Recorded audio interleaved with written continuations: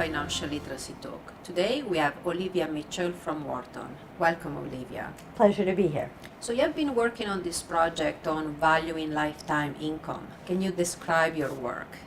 Well, what we're interested in is how people understand the way that monthly income can be translated into lump sums or vice versa. This is critical for looking at people on the verge of retirement translating their 401k amounts, say, into benefits that will last them their whole lives. So what do you do in your work? So what we do is we present people in a survey, an internet survey, with alternative choices. For example, we might ask them, imagine you're going to get $1,000 a month in your Social Security benefits.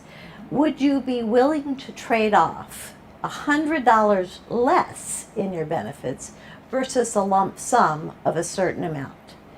And then we vary the lump sums to see how they value the $100 benefit reduction versus the lump sum.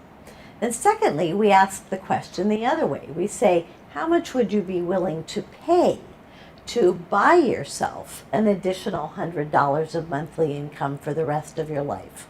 And we again vary that lump sum to figure out the trade-off. If people were perfectly rational and understood the way the annuity structure worked, they should be willing to buy and be willing to pay about the same amount. And on average, that happens. But there's also a huge diversity of answers. And what we see typically is that people really like the annuity they have, their benefit from Social Security. And it would take a lot of money to get them to give up $100 a month. Some people give completely unrealistic estimates. On the other hand, if you say, how much more Social Security would you be willing to buy if you could? How much more lump sum would you be willing to pay? People aren't willing to pay hardly anything. So it demonstrates some asymmetry in people's preferences around lifetime income streams. So this would be your main result, or can you describe also more of your result? Well, the asymmetry that I just described seems to be very pervasive, except for one group. The group that seems to be most symmetric, that is, they value a $100 gain versus being willing to give up $100 for about the same amounts.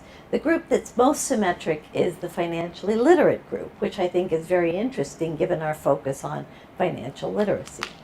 This is very important, and seems to have a lot of implication also for policy. Well, the biggest takeaway that I leave with is the fact that people don't really understand how expensive it is to generate lifetime income, and conversely, what the trade-off is between a lump sum versus a monthly payment for the rest of your life.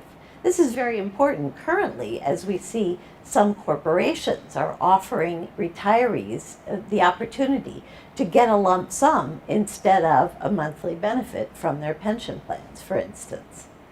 So what questions lie ahead, and what would you like to work on next? It seems to me that there's two issues that are very much at the fore.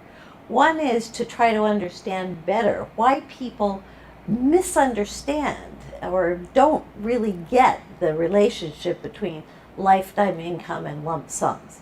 And the other point that I'm very interested in is trying to explain more clearly to people what the features of annuity products are and how to simplify the explanation so that they more clearly can benefit from them as they need to.